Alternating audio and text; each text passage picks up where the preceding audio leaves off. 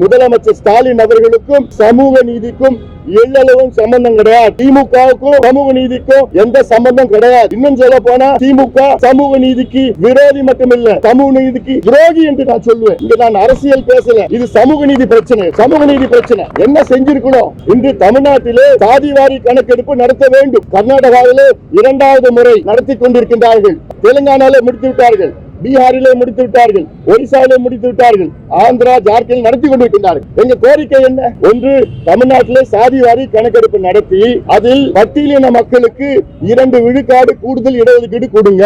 பட்டியலினத்திற்காக 18 விழுக்காடு இடஒதுக்கீடு இருக்கிறது.